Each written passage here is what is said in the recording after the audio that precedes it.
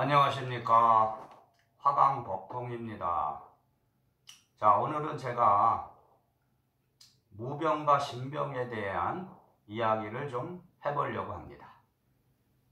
자, 이 동영상을 보시는 분들이 알아야 될 것은 뭐냐면, 제가 말하는 것은 절대적인 진리는 아니다, 이렇게 생각하시면 됩니다. 절대적인 진리라는 건 내가 주장하는 것이 내가 깨달음을 얻어서 이 땅의 모든 대중들이 나의 말을 믿고 다 받아들인다는 말이 아니죠.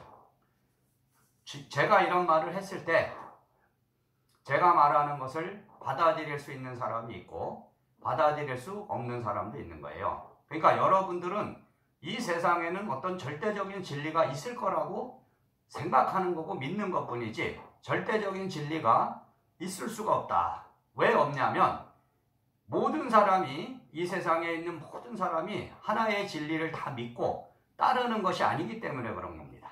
이 세상에는 수많은 종교가 있죠. 그리고 그 종교를 따르는 사람들이 있어요. 그런데 자기가 믿는 종교만이 절대 진리라고 주장한다면은 그것은 참으로 모순된 것이다, 이렇게 아셔야 됩니다. 그렇기 때문에 이 우주라는 것은 우주의 어떤 진리의 본체는 있을 수 있지만 인간 세상이 존재하는 한 인간들은 서로 각자 자기 주장을 할 것이다. 이런 걸 잘 아시면 될 것입니다. 그렇기 때문에 제가 얘기하는 것은 이 동영상을 보시고 저와 인연이 있는 분은 이것을 믿고 따를 수 있지만 그렇지 않는 분은 믿고 따를 수가 없다, 이렇게 아시고, 또한 저는 오랜 수행을 통해서 제가 깨달은 그런 가르침들을 세상에 전하고 지금 세상과 소통하는 하나의 방식으로 이런 것을 하는 것이라는 걸 아시기 바라겠습니다. 그렇기 때문에 자, 지금 제가 말하는 것은 학문적인 이론과는 또 다른 것입니다. 저는 재해석론이라 그래서 이 세상에 존재하는 모든 언어는 지금 시대 언어로 해석되고 진리로서 전해져야 된다, 이런 생각을 강하게 갖고 있기 때문에 제가 말을 하는 것은 하나의 방편이라 이렇게 이해하시면 되겠습니다. 어떤 진리를 전하기 위한 하나의 도구일 뿐이지 이것이 절대적인 믿음을 갖고 이것을 보는 사람들이 다 믿고 신봉해야 된다, 그런 것은 아니라는 걸 꼭 아시길 바라겠습니다. 자, 지금 이제 국어사전이나 사전, 그런 네이버에서 이제 사전을 찾아보시면 무병이라는 의미하고 신병이라는 의미를 같은 뜻으로 해석해 놨습니다. 그러니까 무속인이 돼야 될 사람들이 무속의 길을 가지 않을 때 앓게 되는 병을 보통은 신병이다, 이렇게 표시를 해놨거든요. 근데 저는 무병과 신병은 구분돼야 된다, 그러니까 다르다는 것을 여러분에게 말씀드리고자 하는 것입니다. 자, 무병이라는 것은 단순하게 무속인이 돼야 될 사람이 그 길을 가지 않음으로써 앓게 되는 그런 병만을 말하는 것이 아니고요. 단순한 무속만을 말하는 것이 아니고 무병이 오는 사람들은 누구냐면 종교의 지도자가 돼야 될 사람들이 있어요. 그거는 뭐냐면 저처럼 불교의 승려도 있고 신을 모신다는 무속인도 있고요. 기독교의 목사, 또 천주교의 신부, 수녀님들, 그리고 유교를 꼭 종교로 분류하자면 또 유교를 신봉하시고 따르시는 분들이 있고요. 옛날에는 신선선을 써서 또 산에 들어가서 돌을 닦는다는 분들이 있고요. 또 지금도 수많은 종교가 있습니다. 사실 여러분이 알게 모르게 많은 종교들이 있어요. 그리고 신흥 종교라고 해서 또 우리나라에서 파생돼 나온 엄청나게 많은 종교들이 있어요. 그러면은 그 종교의 지도자들은 대부분 무병을 앓게 되는 겁니다. 그러니까 무병을 앓게 된다는 건 왜 앓게 되냐면 그 길을 가지 않으려 할 때 앓게 되는 거죠. 그러니까 아무 이유 없이 앓게 되는 것이 아니고, 이 우주라는 건 뭐냐면 우리 인간이라는 것은 다 하나의 생명체입니다. 근데 이 생명체는 에너지체입니다. 에너지체. 이 육체라는 것도 에너지고 육체에 담겨 있다는, 우리가 그것을 뭐 마음이라고도 표현하고 영혼이라고도 표현하고 여러 가지 이렇게 표현을 하잖아요. 그러니까 이 인간은 다 에너지체를 갖고 우리가 살아가는 것입니다. 그러면은 이 우주는 생명의 창조 법칙을 갖게 돼 있고, 그 생명의 창조 법칙은 뭐냐면 사랑과 관심, 자비라는 일대사 인연이면서 이 세상을 보존하려고 하는 겁니다. 이 지구라는 땅덩어리가, 우리가 이제 지구라는 이 땅덩어리가 멸망을 해버리면 인간도 멸종을 하게 돼 있는 거예요. 그렇기 때문에 인간이라는 이 생명체를 지키기 위해서는 이 세상을 깨끗이 만들어줄 정화할 지도자들이 필요합니다. 그들이 바로 종교의 지도자들입니다. 원래. 그렇기 때문에 각 종교에서 부르는 명칭이 다를 뿐이죠. 그러니까 기독교에서 하나님이라든지 하느님이라고 부르고, 무속에서는 할아버지 할머니라고 부르고, 불교에서는 부처라 부르는 거예요. 그러나 이것은 알고 보면은 진리의 본체로 봤을 때는 다 하나의 깨침, 이 우주의 창조 법칙을 말하는 것인데, 우리는 통일될 수 없다. 통합될 수가 없죠. 자, 불교인은 불교의 길을 가는 것이고, 기독교인은 기독교인의 길을 가는 거고, 무속은 무속의 길을 가는 것이다. 그러나 깨달음이라는 진리에 도달하신 분들은 그것을 차별화서는 안 된다는 겁니다. 그러니까 내가 불교인이라고 그러고 내가 불교의 승려라 그래서 기독교는 잘못됐다든지 무속은 잘못됐다든지 이렇게 폄하하는 것이 아니고, 나는 나의 길을 가되 다른 길을 가는 분을 존중하고 인정하는 것이죠. 자, 그렇기 때문에 이 종교 지도자는 우주가 내는 겁니다. 우주. 그러니까 인간이라는 것이 태어나서 각자 이 세상에 가지고 온 자기만의 어떤 일대사 인연이 있는 것입니다. 그 일대사 인연 따라서 종교 지도자가 돼야 될 사람들이 정해져 있는 것입니다. 그렇기 때문에 종교 지도자의 운명을 갖고 온 사람들이 그 인연을 받아들이지 않고 다른 길을 자꾸만 가려고 하면 마음의 시련과 그러니까 마음의 시련도 오고 육체적 시련과 함께 물질적인 시련, 그러니까 모든 나의 삶에서 고난과 시련이 닥치게 되어 있다. 그것은 육체적인 고통과 정신적인 고통을 같이 동반하는 것입니다. 그러면은 무병을 앓고 있는 사람은 종교 지도자라고 하는 것이고, 자, 신병이라는 건 뭐냐면 신병을 앓고 있는 사람은 종교 지도자까지는 안 가도 되는 겁니다.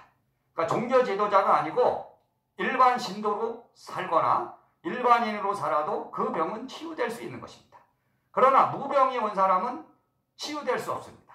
무병에 온 사람은 그 길을 가야 되는 거예요. 종교 지도자의 인연법을 받아들이고 그 길을 가야 치유가 되는 것이지, 그 길을 거부하고 안 가려고 하면 끝없는 시련과 고난이 올 수밖에 없는 것이다. 그래서 육체적으로 원인을 알 수 없는 병이 오거나, 그리고 사회적으로 잘 살고 있는데 어느 날 사업을 하던 사람이 사업이 망하거나, 부부간에 갈등이 와서 부부가 이혼을 하거나 이별을 하거나 사별을 하거나, 자식이 멀쩡하게 공부를 잘하다가 어느 날 집을 가출하거나 비행 청소년이 되거나, 모든 시련과 고난이 오는 것입니다. 자, 그런 시련과 고난이 왔을 때 이 시련과 고난이 왜 나에게 닥쳤나, 그것을 분명히 인지하셔야 돼요. 그리고 그것을 바르게 깨달아 가야 된다. 그렇기 때문에 자기가 어떤 상태인가, 지금 자기한테 온 이 시련과 고난이 무엇을 암시하는가, 그것을 잘 해석하셔야 됩니다. 그렇기 때문에 종교 지도자가 될 인연을 가진 분들은 끝없는 시련과 고난이 온다. 그것은 뭐냐면 나라는 이것을 버리라는 소리입니다. 나. 그러니까 여러분이 생각하는 나가 있어. 그러면 항상 나라는 표현을 쓰잖아요. 대화를 하실 때 내가 어때? 내가 내 생각은 이래. 그러나 그 생각이 자기가 지금 생각하는 그 나라는 그것이 실체가 무엇이냐. 그러니까 나라는 실체는 이 우주와 함께 있는 공유심에 있는 것인데, 나라는 사유심을 자꾸만 내세우게 되면은 이 공유심을 가진 이 우주가 나에게 벌을 내리는 겁니다. 그러니까 어떤 절대자가 나타나서 어떤 신이 나타나서 벌을 내리는 것이 아니고 나의 마음에 있는 인연의 마음이 그것을 만들어내는 겁니다. 그러니까 사적인 욕심을 버리고 사적인 그런 모든 얽매임을 벗어나서 대자유의 어떤 길을 가려는 거 가라. 그래야 이 지구를 너는 지킬 수 있다. 그런데 그것을 어기고 안 하려고 하다 보니까 때도 끝없는 시련이 오는 것이다. 그것을 분명히 아셔야 된다. 이겁니다. 자, 그렇기 때문에 종교라는 것은 원래 차별이 없는 것이죠. 내 종교, 너 종교 따지면 안 되고 각자의 인연 따라서 가는 것이다. 이런 종교를 갖는 사람도 있고 저런 종교를 갖는 사람도 있다. 자, 그렇기 때문에 여러분이 지금 어떤 고난과 시련이 닥쳐왔다면 나에게 닥쳐온 이 시련과 고난이 무엇을 암시하는가? 나에게 온 것은 무병인가 신병인가? 자, 이것을 분명히 인지하시길 바라겠습니다. 저 같은 경우는 육체적인 질병은 오지 않았고 정신적인 방황만 왔던 사람으로서 제가 이것은 체험하고 경험하고 제가 깨달은 것을 여러분한테 전하는 것입니다. 그러니까 이것을 믿고 안 믿고는 여러분의 인연법에 달려있다는 것을 분명히 아시고요. 제가 다음에는 이제 생각나는 대로 하나씩 어떤 법을 이렇게 찍어서 올리려고 하는데, 그것이 이제 어떤 인용법에 따라서 이제 하나 둘씩 올리려고 합니다. 그리고 다음에는 무병과 신병의 또 증상들이 있습니다. 근데 무병과 신병의 증상은 거의 똑같다고 보시면 돼요. 그렇기 때문에 그냥 구분할 수가 없는 것이다.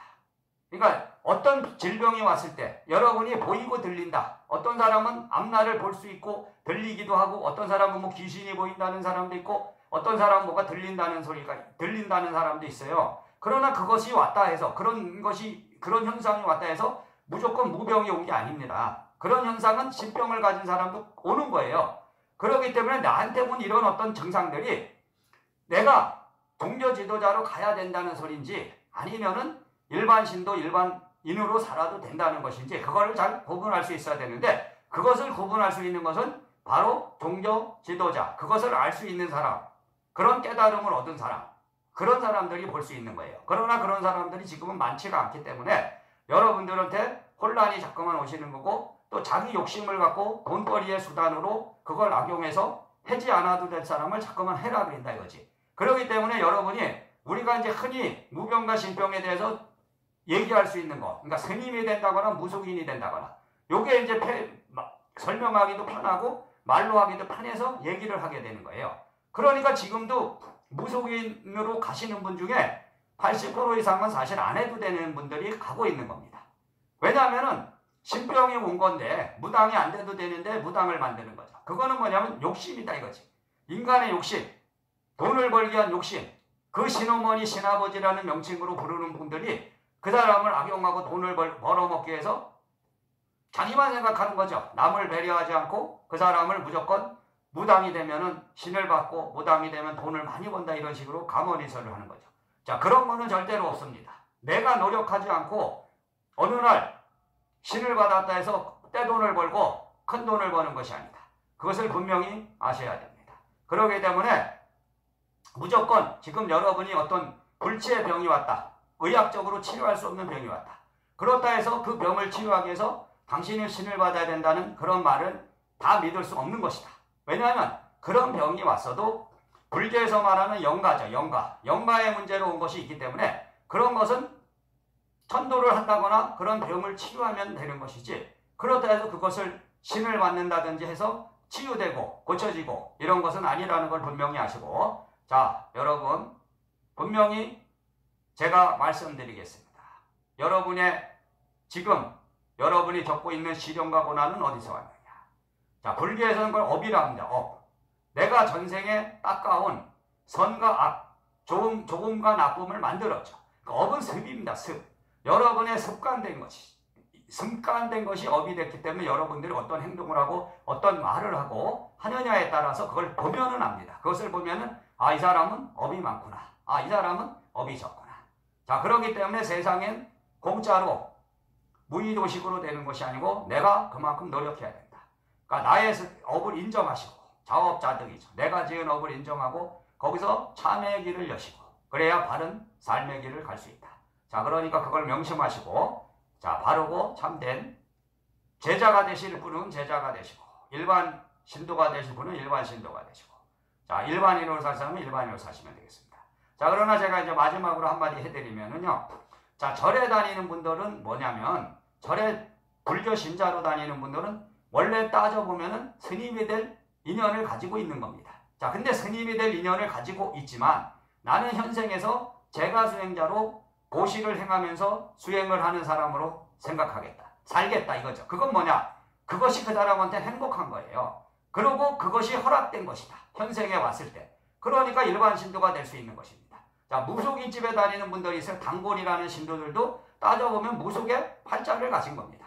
자, 무속의 팔자를 가졌지만 그 사람은 무속인이 될 수는 없다. 안 돼도 된다. 왜? 그만큼의 그릇을 안 갖고 온 거지. 그렇기 때문에 그 사람들은 무속인한테 가서 보시를 똑같이 행하는 거죠. 어떤 뭐 굿도 하는 사람도 있고, 뭐 촛불을 지는 사람도 있고, 뭐 기도비를 주고 이런 거죠. 그렇게 해서 닦는 것입니다.